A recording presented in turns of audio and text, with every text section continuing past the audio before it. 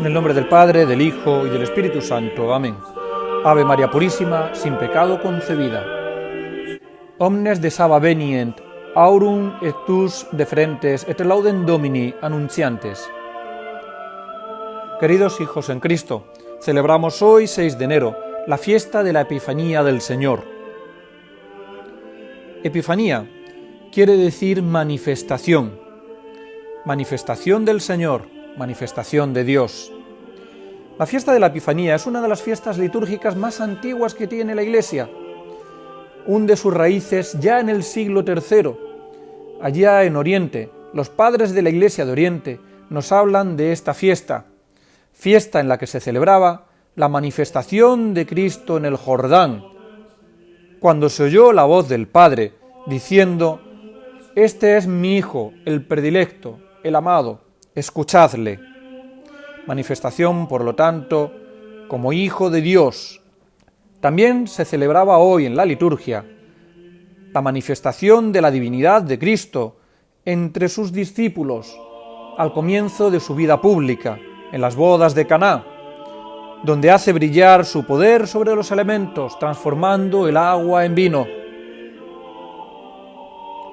Y cuando en el siglo IV esta fiesta pasó a la Iglesia occidental, se añadió esta otra tercera manifestación, que es la que nosotros más celebramos en este día, que es la manifestación a los gentiles, por medio de los magos, como Rey de corazones.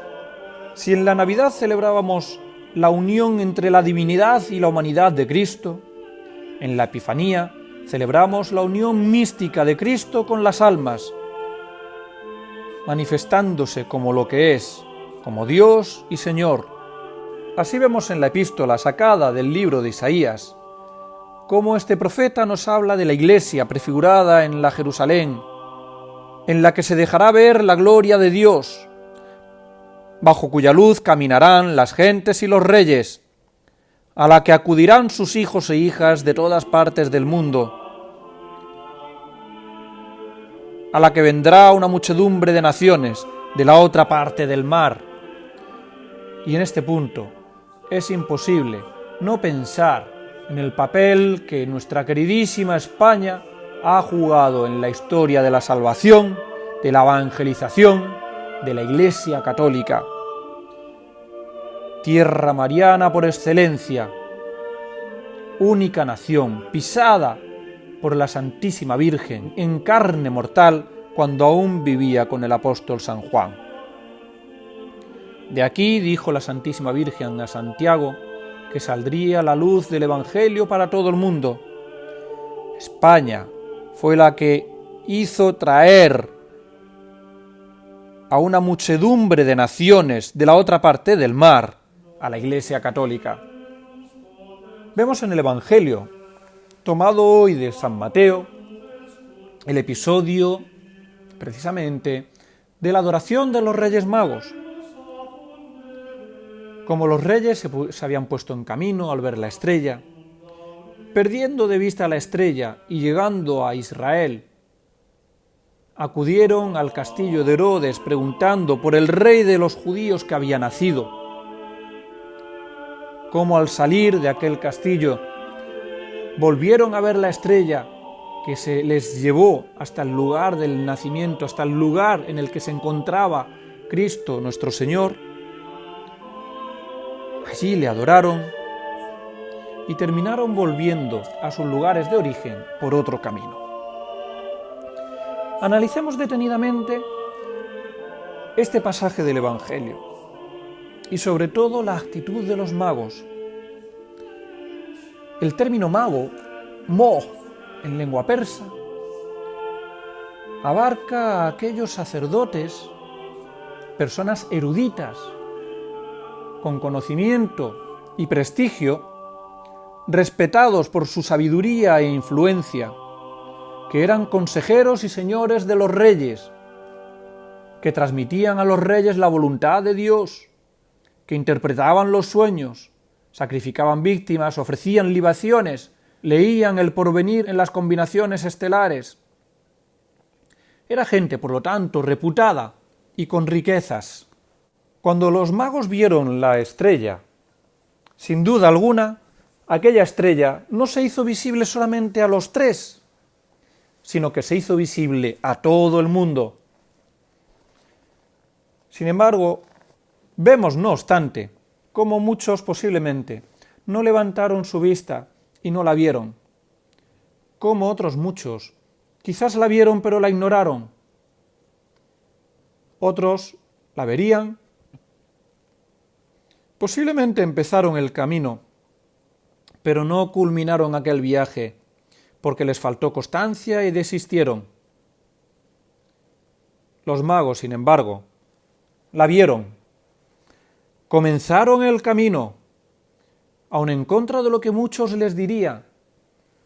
Imaginaos a aquellos magos salir de su casa con la comitiva, con sus siervos, pues no iban a emprender un viaje ellos solos, lógicamente, en aquella época, y además con todo el camino por delante que tenían que recorrer. Irían con su comitiva de sirvientes, engalanados con sus mejores ropas y con los mejores regalos que tenían, para dárselos a Dios. ¿A dónde vais?, les dirían muchos. A adorar a Dios que ha nacido.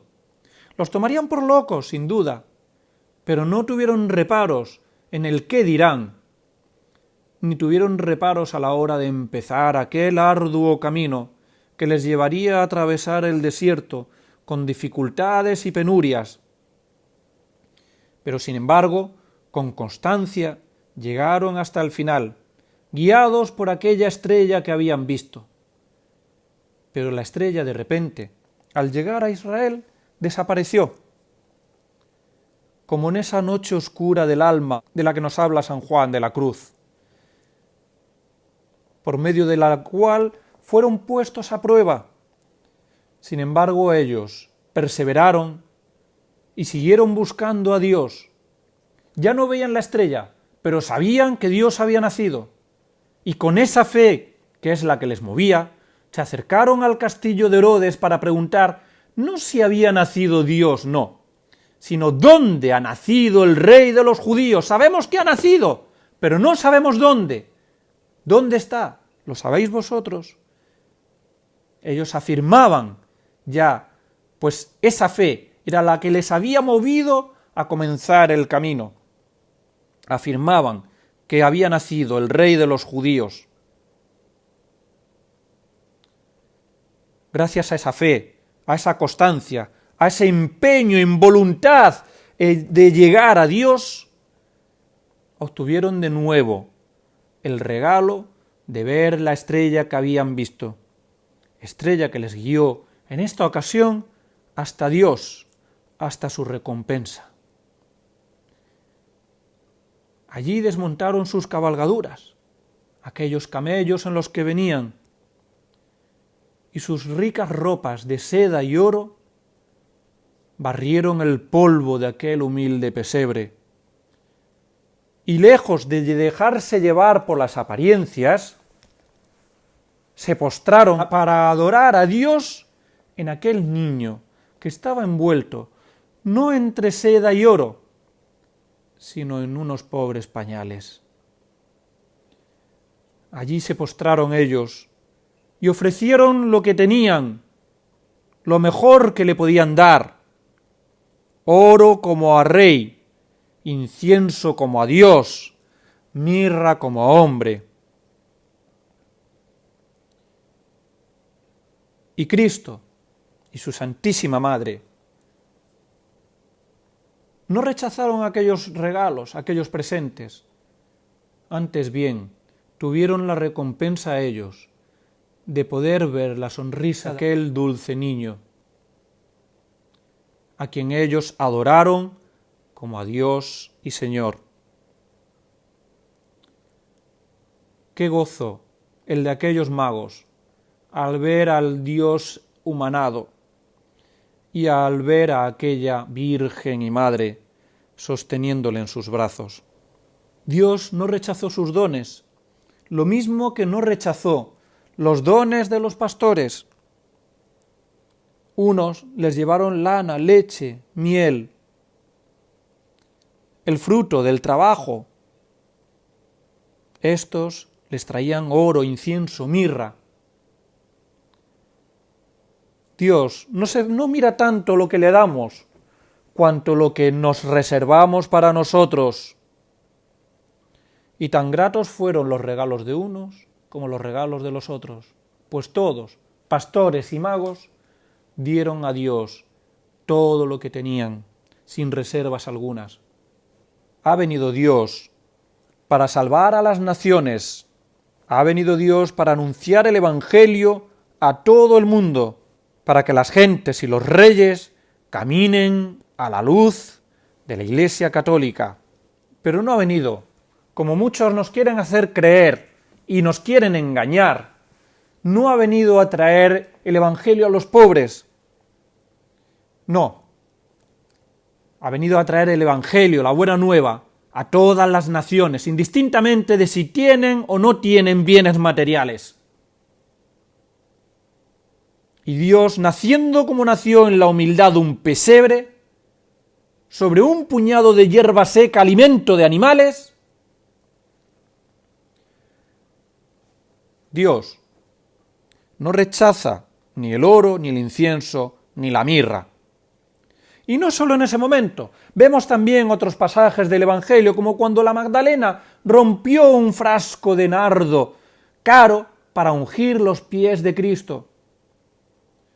Nos dice el Evangelio que Judas, en cuanto vio aquello, puso el grito en el cielo y dijo que aquel frasco, aquel perfume de nardo, se podía haber vendido y empleado el dinero para los pobres.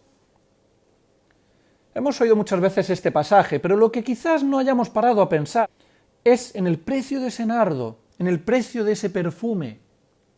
300 denarios nos dice el evangelista San Juan que costaba aquel perfume. 300 denarios era el sueldo de un año entero de una persona. El sueldo anual de una persona. Hoy en día, en España, podríamos hablar de aproximadamente unos 14.000 euros, 300 denarios. Era un perfume caro. Sin embargo, Cristo no rechazó aquel perfume, al contrario, afeó a Judas aquel comentario y le dijo que a los pobres los tendréis siempre con vosotros. Cristo no le hizo ningún feo a María Magdalena cuando derramó aquel carísimo perfume para ungir con su cabello y con lágrimas los pies de Cristo. Dios no mira tanto lo que le damos cuanto lo que nos reservamos. Y en la medida de nuestras posibilidades, hemos de darle todo lo que podamos, todo lo que podamos, todo lo que está al alcance de nuestras manos. Hemos de ser generosos con Dios, pues de Él hemos recibido la vida y la vida eterna. ¿Cómo vamos a esconder nada a aquel que dio su vida para salvarnos? ¿Cara le parece a la gente las cosas con las que se le da gloria a Dios? Ornamentos, vasos sagrados, flores, etcétera, etcétera. Pero más cara le salió a Dios la redención del género humano, su propia vida, su propio cuerpo lacerado de pies a cabeza. Ni un solo centímetro de su cuerpo quedó sano. Hasta la cabeza se la coronaron de espinas, la abofetearon, lo flagelaron entero antes de crucificarlo. Cara salió la redención del género humano, como para que ahora el hombre intente escatimarle a Dios la gloria que le es debida. Volviendo a los magos, después de haber abierto aquellos cofres y haberle ofrecido a Dios todo lo que tenían y podían, se volvieron a sus casas, por otro lado, por otro camino, habiendo sido avisados por el ángel se volvieron a sus casas por otro camino. Una vez que hemos descubierto, que hemos conocido y reconocido a Dios, no podemos volver por el mismo camino. Nadie que encuentre a Cristo vuelve por donde ha venido, pues a Cristo se va por el camino de la fe y se vuelve a uno mismo por el camino de la visión. Cuando se conoce a Cristo, se crece en virtud y perfección y no se vuelve deshaciendo el camino. Es imposible conocer a Dios y no amarle, amarle y no seguirle, seguirle y ser el mismo. Pues Dios cambia nuestros corazones por completo. Conocer a Dios no deja a nadie impasible. Al conocer a Dios y amarle, aceptamos servirle con todo nuestro ser, crecer en virtud y en perfección, unirnos a Él. Y quien ama a Dios procura no ofenderle, así como los reyes, así como los magos fueron hacia Dios por el camino de la fe, guiados por esa luz de la fe, y volvieron, tras haberlo visto y haber disfrutado, haber tenido el goce de ver la sonrisa del divino infante, así nosotros no volvamos nunca por el camino que nos ha llevado a Dios. Sigamos hacia adelante, creciendo cada vez más en virtud y en perfección. Imitemos, pues, queridos míos, a los Reyes Magos en nuestras vidas y en especial en este momento que nos ha tocado vivir. Como ellos, escudriñemos el firmamento de la fe y observemos en él los astros de la verdad revelada y enseñada por la Iglesia como tal. Dejémonos, pues, guiar por ellas, por esas estrellas de la verdad, pues son el único camino que nos lleva a Cristo, nuestro Dios y Señor. Sigámoslas, sin respetos humanos, sin prejuicios, sin parar en el qué dirán, aunque nos tachen de locos. Defendamos siempre la fe en medio de la sociedad, pues un católico que se precie no puede estar a favor, y no solo no puede estar a favor, sino que hará todo lo posible por erradicar de la faz de la tierra abominaciones como el aborto, el divorcio, la unión entre personas del mismo sexo. Un católico que se precie no puede prestarse a ser parte de esta democracia inorgánica, materialista, consumista, capitalista, marxista, que nos aparta cada vez más de Dios para relegarnos solamente a la materia. Un católico que se precie no puede creer que un papa pueda enseñar doctrinas contrarias al magisterio de la Iglesia, que un papa sea hereje, ni puede tampoco creer ni profesar que un papa pueda ser solo medio papa materialmente y no formalmente por culpa de sus herejías.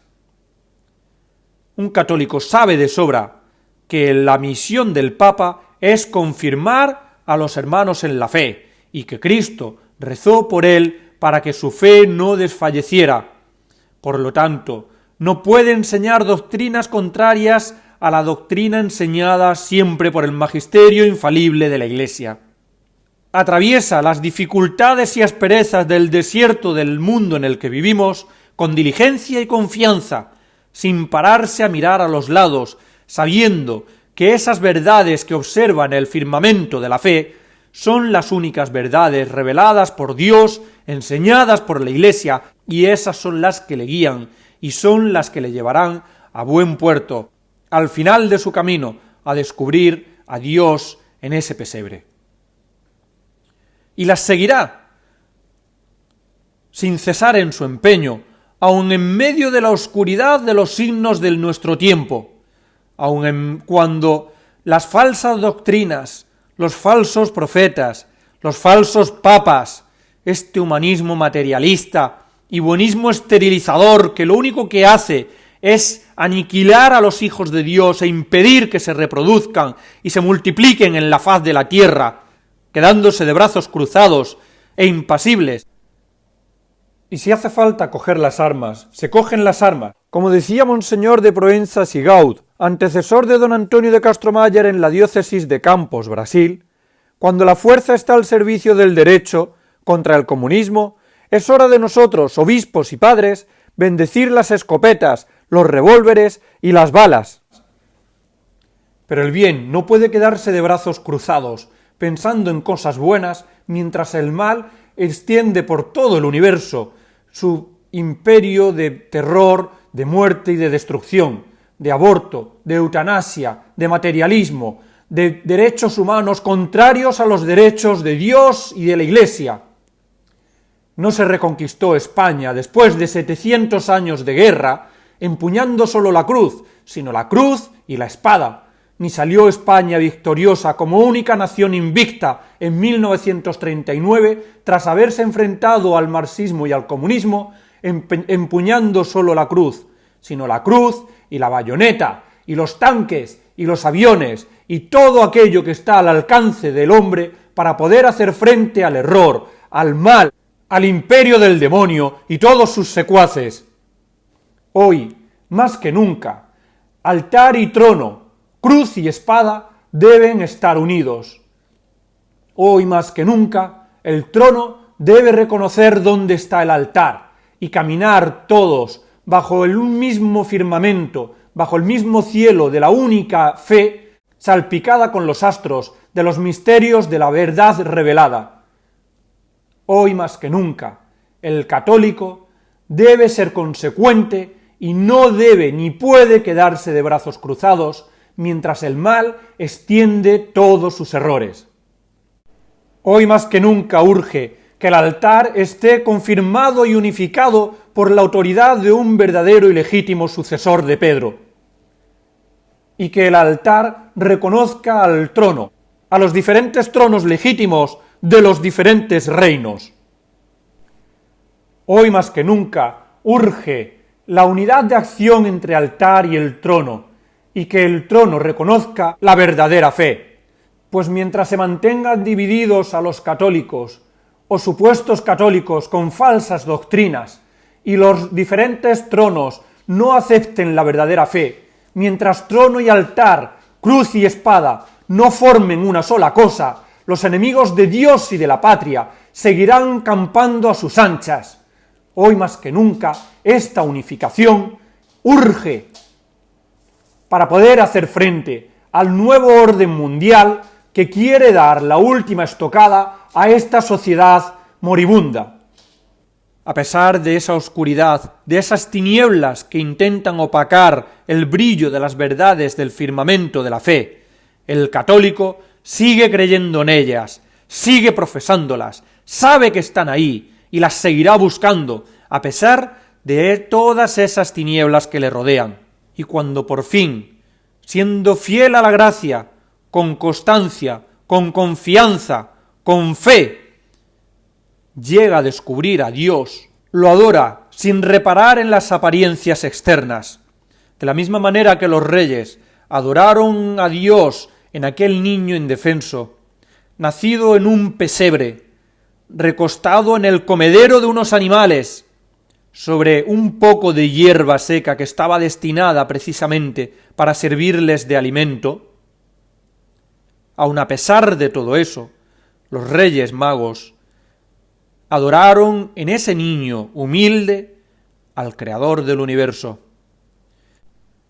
De esa misma manera, el católico reconoce a Cristo y a su Iglesia en ese pequeño remanente que a día de hoy se encuentra en ese pesebre, en esas catacumbas, escondido, casi pasando desapercibido, pero sin embargo, ahí está verdaderamente Dios, y no en las grandes catedrales ni en los grandes templos, como nos decía San Atanasio en otros tiempos. Ellos poseen los templos, nosotros, sin embargo, poseemos la fe.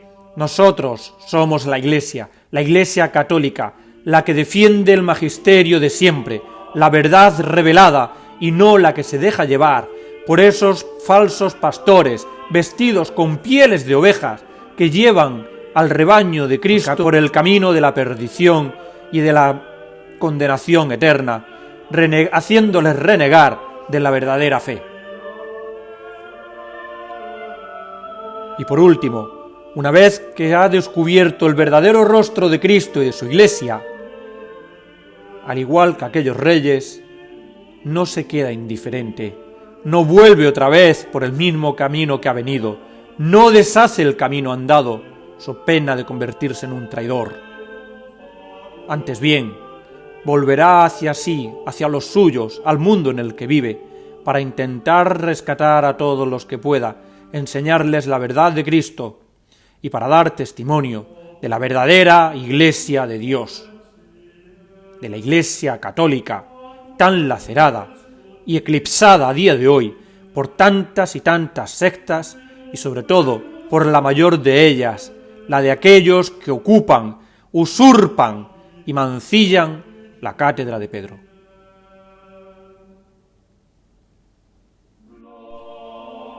Pidamos pues a Cristo nuestro Señor, por intercesión de los santos magos Melchor, Gaspar y Baltasar,